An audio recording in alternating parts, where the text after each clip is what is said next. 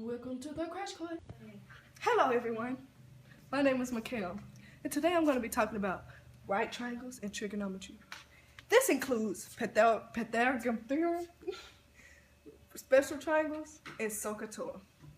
Okay, so why not start out by saying what is Pythagorean theorem? Okay, so Pythagorean theorem is basically a squared plus b squared equals c squared. Okay, so think of it like this. You have a right triangle, right? A squared is this leg. B squared is this leg. C squared is this leg. But this is not called a leg. This is called a hypotenuse. Okay? Okay. So excuse me, teacher. Can you help me? I don't understand.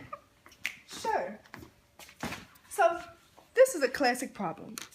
See, what he did wrong already was, he put 7 squared right here. 7 squared is not a leg. 7 is the hypotenuse. So what he has to do is move the 7 to where the C is. Can you do that for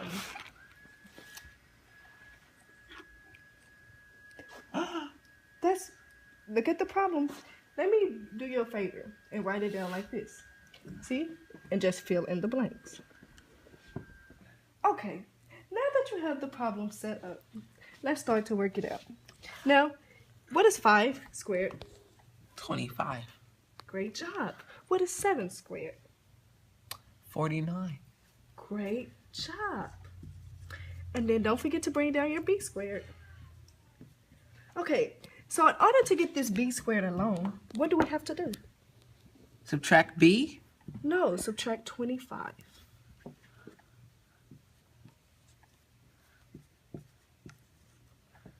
Okay.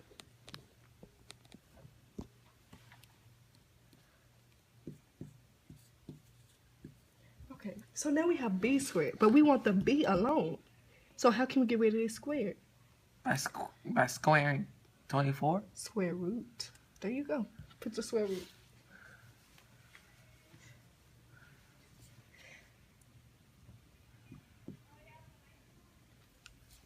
Great job. What's the square root of 24? I don't know. I should get my handy dandy calculator. Here you go. Thank you, teacher.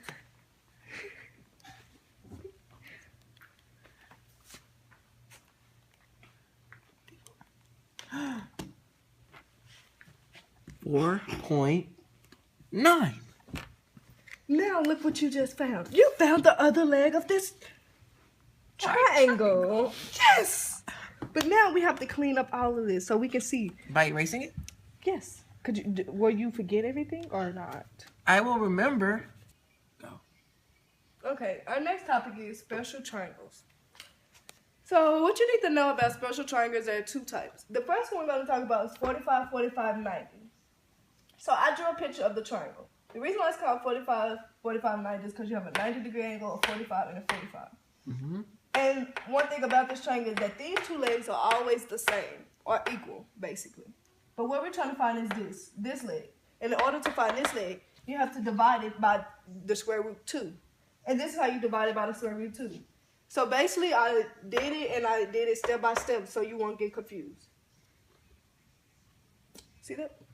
And then this is going to equal 5 square root of 2. Now, this is your end result. So the next one is 30, 60, 90.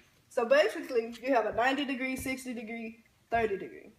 So this is what I did. You got 12 right here. So if you were trying to find this leg, all you had to do was divide it by 2, which is why I got 6.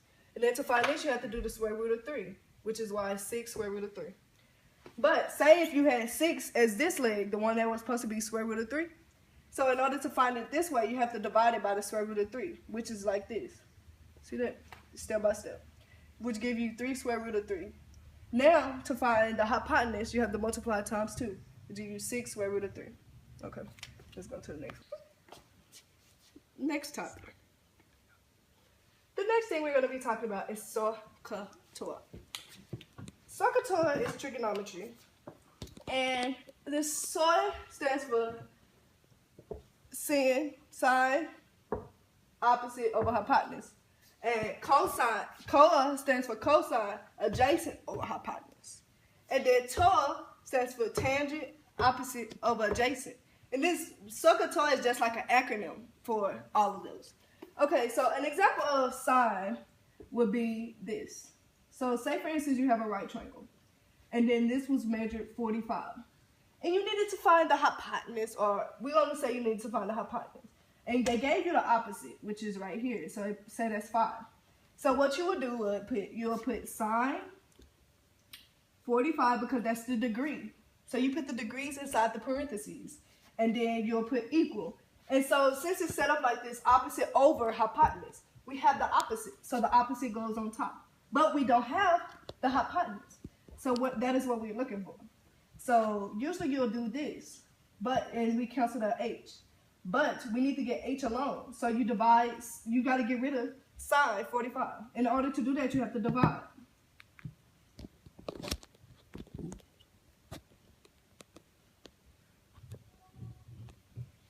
So now what you would need to do is get a calculator, which is what I'm about to do. Okay, so you will put this in the calculator exactly how it is. 5 over sine 45. See that? Okay, so I'm putting it in the calculator, and I'm going to put 5 divided by trig, and since we have sine, you have to go to trig in order to find it. And you put in sine, and then you put in your, and what do we have? So the hypotenuse would be 7. It says 7.071, but you could just round it to 7.1, and then you have your hypotenuse. So now we have cosine.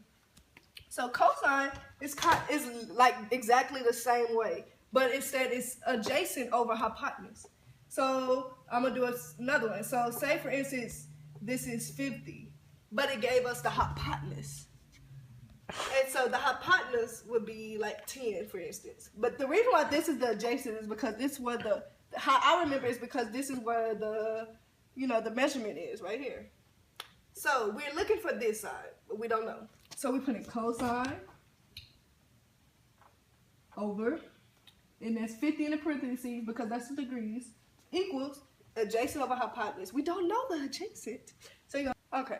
Cosine is basically the same thing as sine, but it's cosine. So let me show you the difference. So cosine is adjacent over hypotenuse. That's the difference. So say the degree was 50, and it actually gave us the hypotenuse this time, which was like 10. But what we're looking for is the adjacent. And the one thing I do, but not all people do it, but how I figure out adjacent is it's wherever the degree is. Like the degree is on this side, so this is the adjacent. But if it was over here, I'd say this was the adjacent. You see? Catch my drift? Okay, so cosine. So you set up the problem, and you have cosine, and then the degree, put it in the parentheses, which is 50, and then it equals, see, adjacent over hypotenuse. We don't have the adjacent, so we put it like a placeholder, which I'm going to put x, and then it gave us the hypotenuse, which was 10. So to get away, to get rid of x to put it by itself, you divide it by 10. You divide it, and you put 10 over there. And you put this in the calculator exactly how it is. 10 cosine, parentheses, 50. So let's put that in the calculator and see what our adjacent is going to be.